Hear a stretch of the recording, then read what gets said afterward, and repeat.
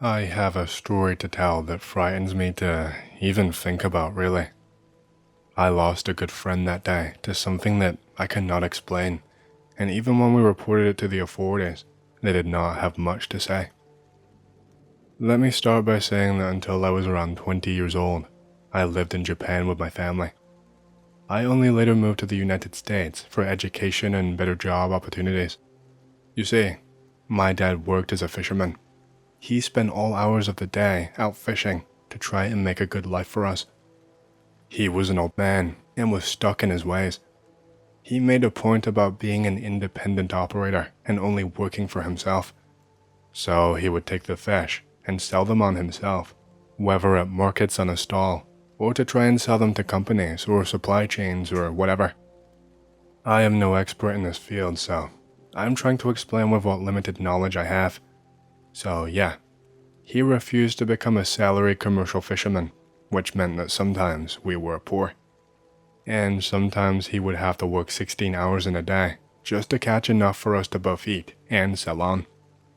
It was harsh, and my mother was stressed out a lot of the time.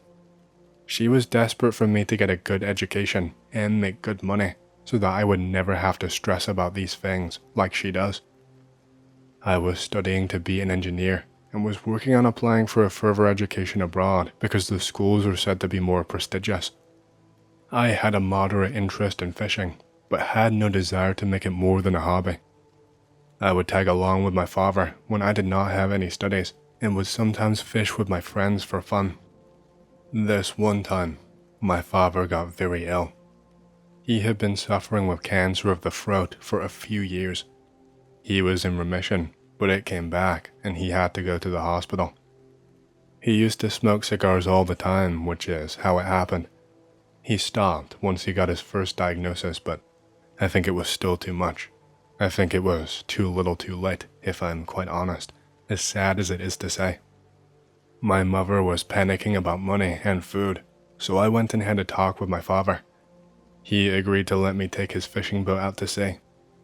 I was planning on taking 3 friends with me. I will call them Ken, Hiro, and Kaito. These are not their real names, by the way, just easy ones that I made up. The plan was for us to be away at sea for a few days. We would go out and fish at night, and then dock and just sleep on the boat, so that we didn't have to pay for anywhere to sleep. It wasn't a massive boat, and it would be a little bit uncomfortable, but I wanted to help my mother, and my friends thought it would be an exciting experience. They were rich kids and had not been fishing before. Before I left, my father told me to be careful. He told me that the coast of Choshe was the best spot for him to fish recently, that he had been praying and that God answered his prayers when he was there. But he told me that I should be careful not to fish at night, that I should only do it if absolutely necessary. When I asked him why, he kind of backpedaled and told me not to worry, that it was just because it's harder to navigate. It just seemed weird.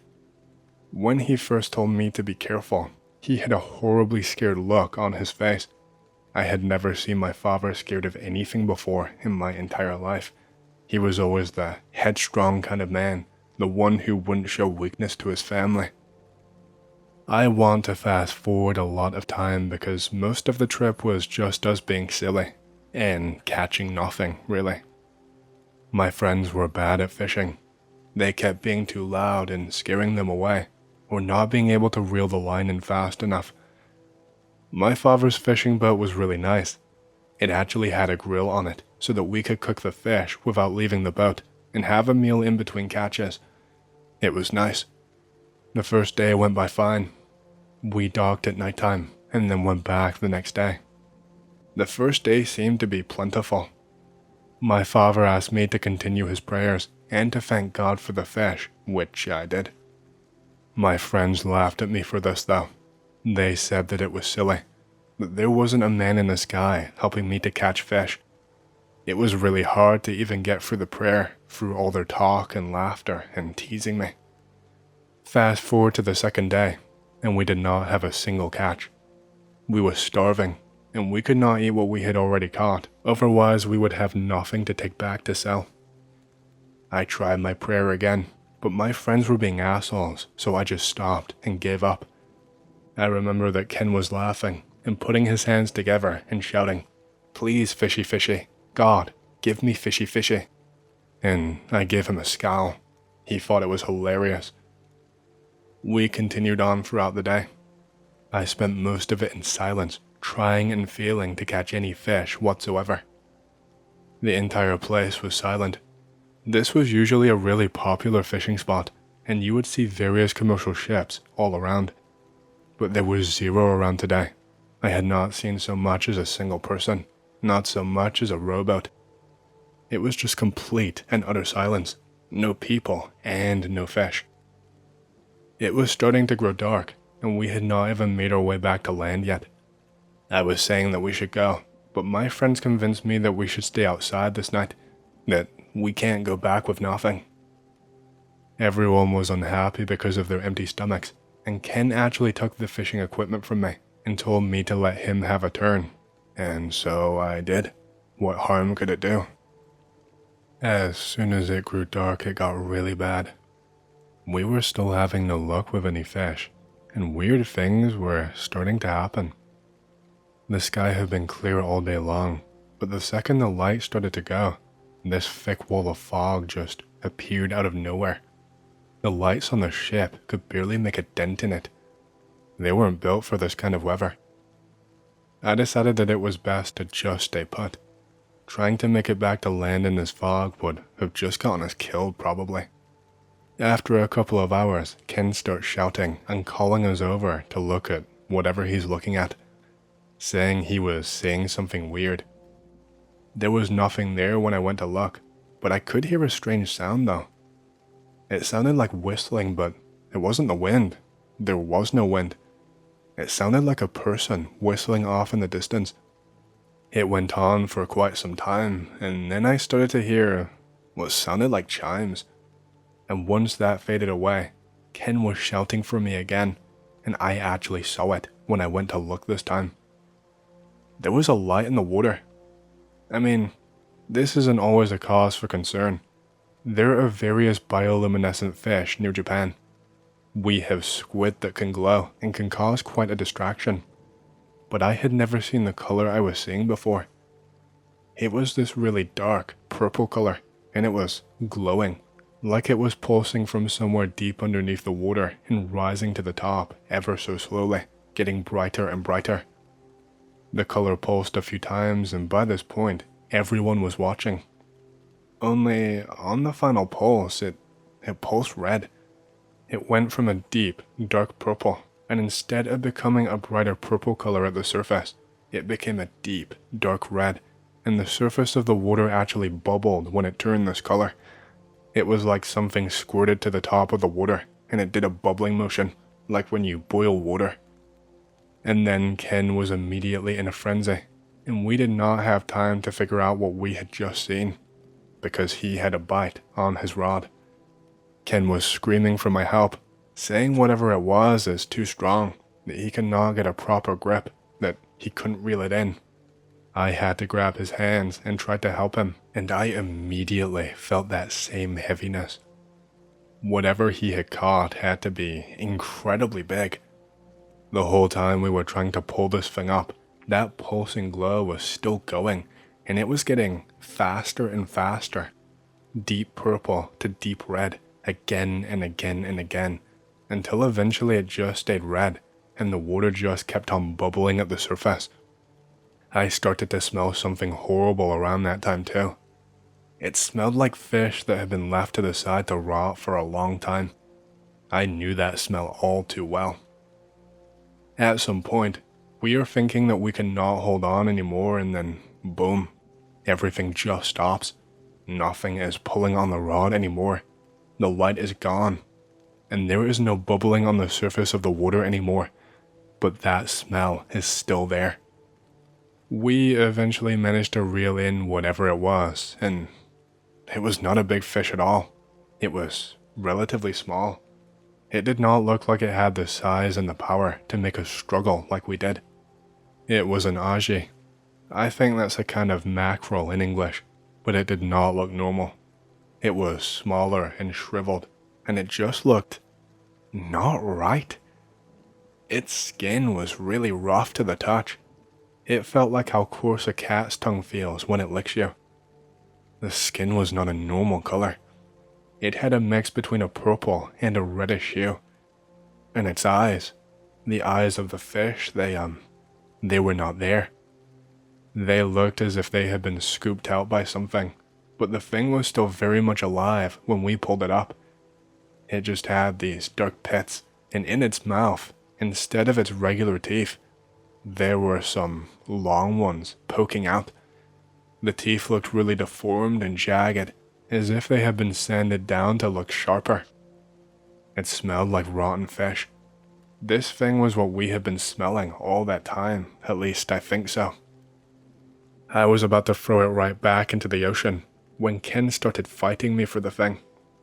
He told me that he was the one who caught it, and so that it was his, that he was so hungry he did not care.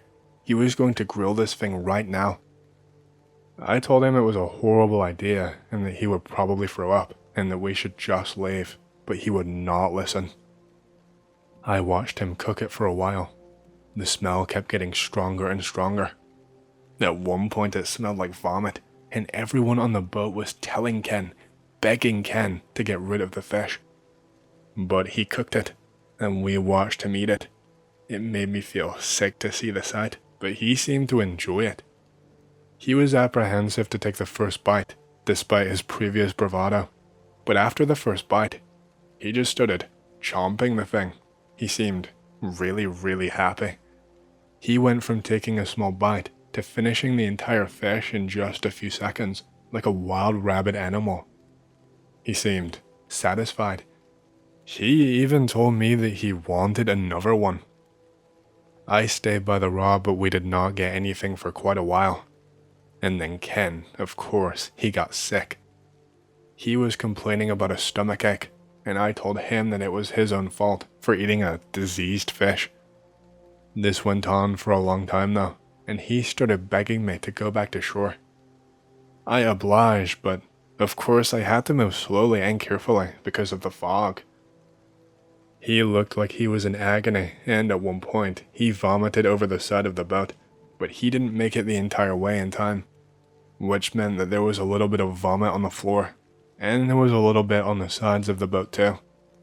And what I saw was horrifying. His vomit was entirely black, and it did not have a hint of anything else in it, not even slight traces of other food.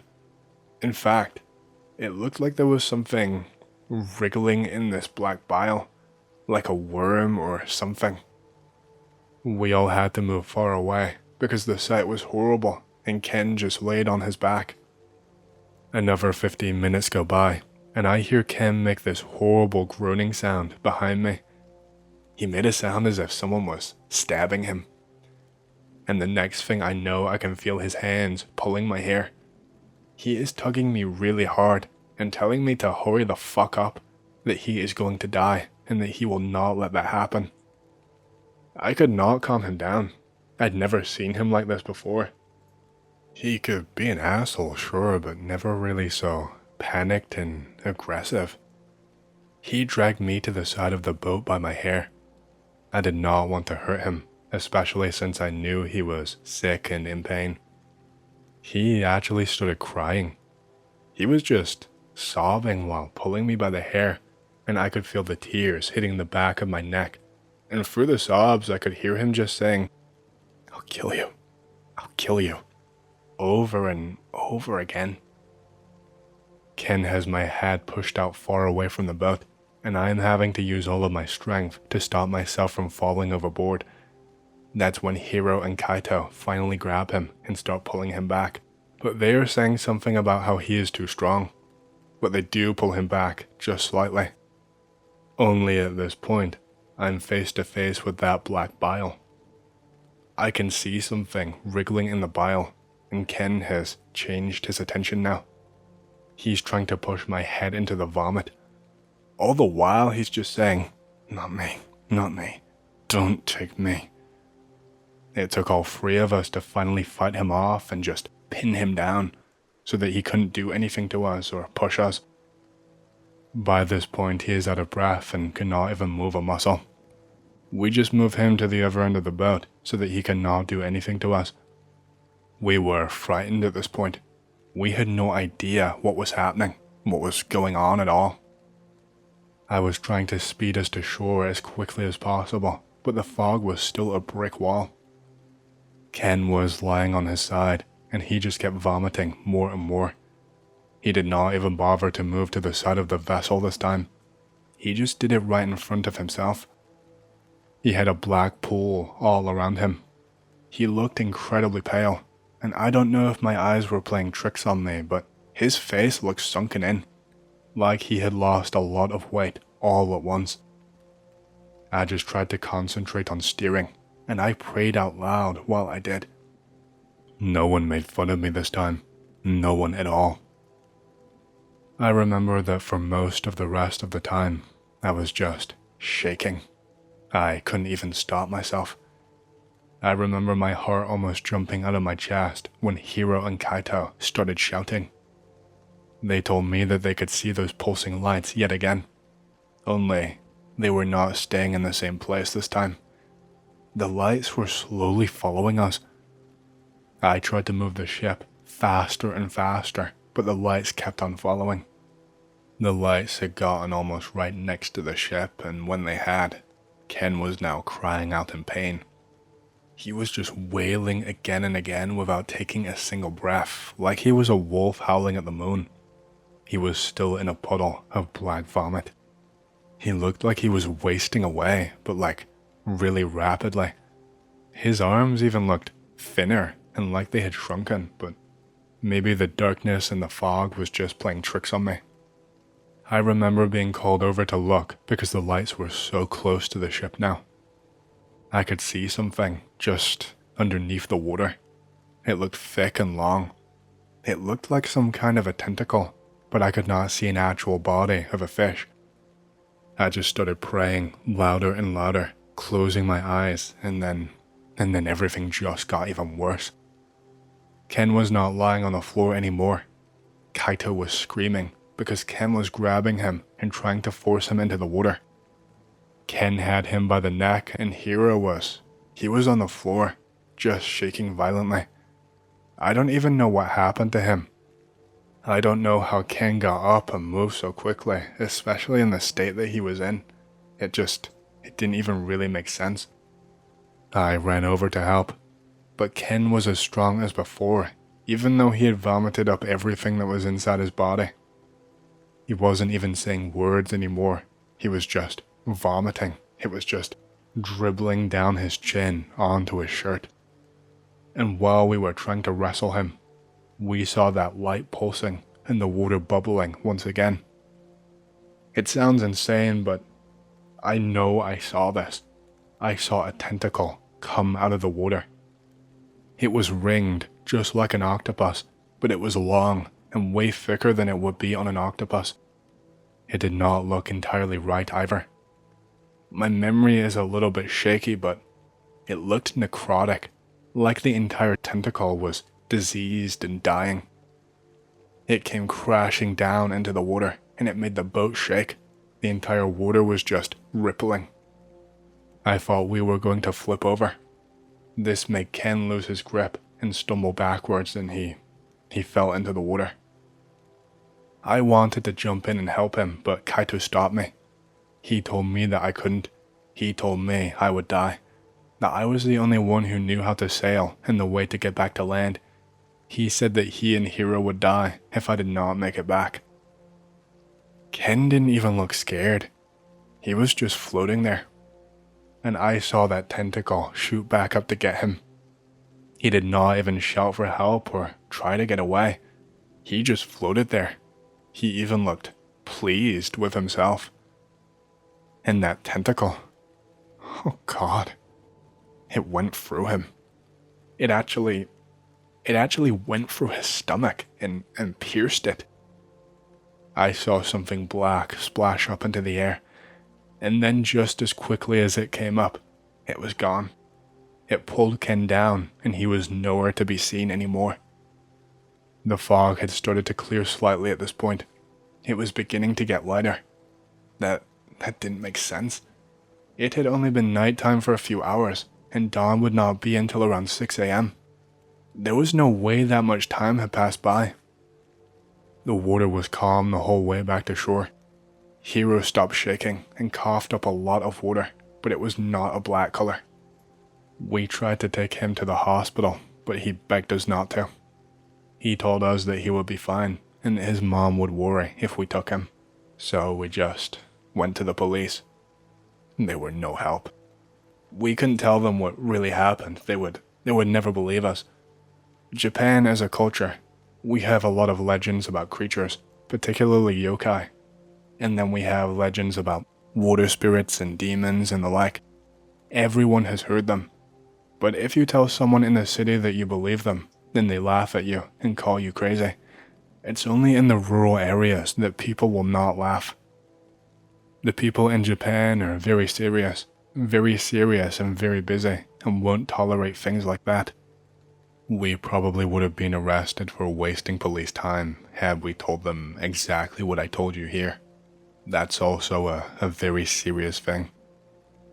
So we told them that Ken got sick at sea, that he got really sick and stumbled overboard, and that something attacked him, but we didn't know what it was.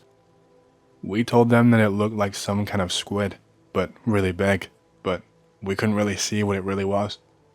And as expected, we were laughed at and told not to come back. They didn't even believe that our friend was hurt. They thought that we made him up and were trying to play a prank on them. A lot more happened after that. Ken's parents eventually reported him missing. We told them our story, but they weren't so sure. They thought maybe we had done something. There was a long investigation, a very serious one, but nothing happened. My lawyer told me to shut up about the squid. He said I might go to prison if I don't take the case seriously, is exactly what he told me. I told my father the story while he was in hospital, the real story, the one I didn't tell the police or my lawyer. He actually passed away only a few months later. He told me that he believed me. He told me that he had seen strange things before. He told me that Ken had angered the ocean, that he was punished by the sea. I don't even know what to believe anymore. It's something I try not to think about because it makes me feel so sick. Please, someone, anyone, tell me I'm not crazy. So, this is not my story. It's not even a friend's story. He was more like someone I went to school with who I knew to say hello to and ended up stumbling across on Instagram a few years ago. If he had not been suggested by the People You Know feature, I would not even have remembered him. He spends most of his time doing outdoorsy things like mountain bike riding, taking photos, walking trails, climbing peaks, that sort of stuff. You get the idea.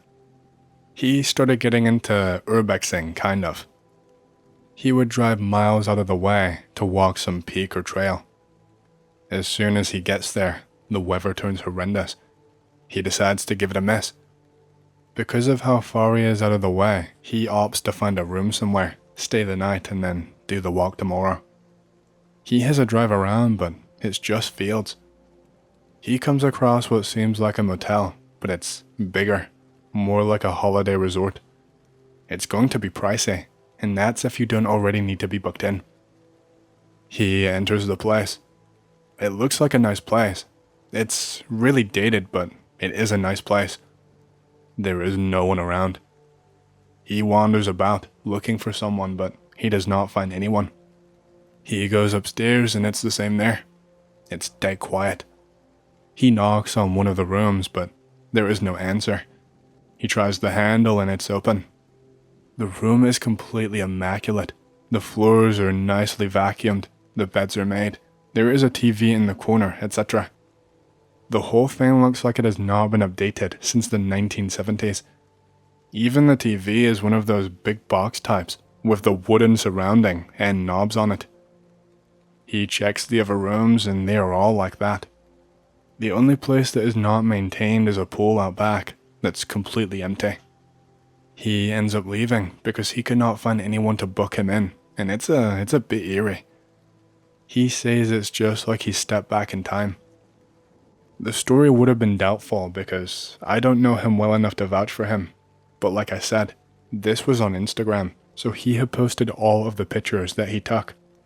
Like a moron, I never bothered saving any of them, because I just put it down as I will easily find him again, and I never have. He would not share the location either, in case people destroyed it. One day, I will find them again. All I can tell you is that this happened in England and not the US. We live in the north, so my guess is it was somewhere around the border with Scotland, or maybe it was even in Scotland itself. I was literally about to ask him where it was when I got to the end, and he said he would not say, so there was no point in anyone asking. He did say he was going to go back with a couple of trusted friends, but as mentioned, I have never found his account again, so I can't check. However, he was in my brother's year, and he knew him a lot better than me, so I might ask him the next time I see him to make an Instagram account to see if he can find him. I don't think there was anything paranormal about it myself, but I also don't think it was a themed place. It's not unheard of here for a hotel or something to be in the middle of their usual chores. Then all of the staff are told that they are being made redundant, so they all fuck off and leave the place as is. They are in the paper from time to time. A lot of houses that old people have lived in are like that, like time capsules, because people just forgot about them. I can't stress though how well maintained it still looked, like no dust or nothing.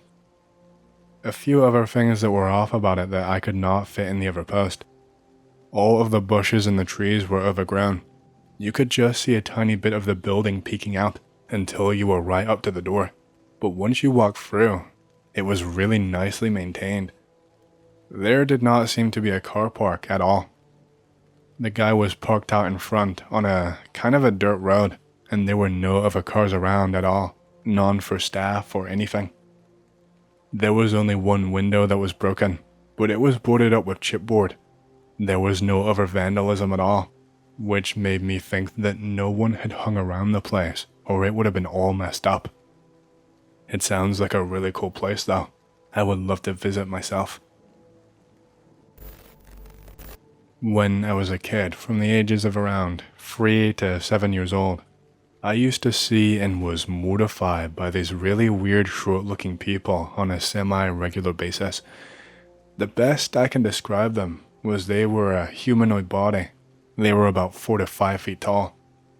Their faces looked somewhat like a human, but that was extremely burnt and charred, with something that looked like red lipstick over their mouths and eyes to hide the burnt areas. And they wore these kind of silver-looking onesies, like they were pajamas. Oftentimes, I would see them when I was alone in the kitchen or trying to take a shit in the bathroom, but sometimes they would appear in the living room when my whole family was there. The earliest time I recall seeing them, I was pretty young. I know it sounds like bullshit because people say you can't really remember things at that age, but the memories are there. They may not be super clear, but they're there. My family and I lived in Los Angeles at the time. At the latest, I was almost 8 years old. My family since then moved from Los Angeles to Guadalajara, Mexico. I was most often visited by these weird burnt-looking humanoids when I lived in Guadalajara. When this would happen, I recall everything going black, as if someone turned the lights off and the only thing that was clearly visible was their face and their bodies. They would often just stare at me, or make attempts to reach out to my face. Sometimes I would be with my family and the lights would go out. Everything around me would disappear, and before I would know it, I would be surrounded by these creatures for minutes at a time. Then suddenly they would disappear, the lights would come back on, and everyone was doing the same thing they were doing before the lights went out. It was as if they were all frozen in time while the lights were out, and I had gone to a different plane of existence entirely. When I lived in California, I was physically dragged by the ankles out of my bed to an eerie-looking red hole that appeared on the wall. I remember hearing my mom saying a prayer of some sort. The lights came back on, and then there was weird fluorescent symbols on the walls that looked like sigils. My family was deeply religious. After seeing these things for years, My family decided it was best that we told the church so that they could pray for me, in the hopes that these things would finally go away. Oddly enough, I remember going to church one day in Guadalajara. My family and several people stood around me, holding my shoulders and my head, while the priest, we were Christian, not Catholic, did a prayer. I recall feeling some kind of nausea, and I began to vomit in front of everyone. I don't recall feeling anything different other than the nausea, but ever since that day, I never saw those burnt-looking things ever again. You asked if any of my family or parents could see them. Well, one time, my mom said that she had put me to bed and was cleaning the kitchen and the living room. She heard the sounds of a struggle in the bedroom and me crying. She opened the door and the room was pitch black, and apparently the light would not turn back on, but she could see from the light scattered from the hallway that I was definitely being dragged, and that's when she began to pray. She did not see anyone or anything out of the ordinary in the room, which made it even more odd. At some point during the prayer, the lights came on, and I told her I was being dragged by burn-looking people. I told her about the red hole in the wall, which had also disappeared by then, but she did not see it. When I was explaining to her what I saw, that's when I began to see a weird green glow that looked like sigils on the wall. It was pretty faint, kind of like a glow-in-the-dark green in a lit room. She even allowed me to trace some of them with a pencil, so that she could have an idea of what I saw. Nobody else could see them. The rest of my family mentioned that oftentimes we would be having fun, and sometimes I'd go from laughing with them or having a conversation, and I would just start screaming and kicking into the air uncontrollably and began to cry. They could not see anything, but they could not explain why I'd have such a mood swing. Even one of my uncles who is a doctor did not have an explanation as to why I would behave in such a manner so suddenly. He witnessed me in distress like several times. I even went into his office and consulted other doctors to see if it was a medical issue, but they could not find anything wrong with me at all.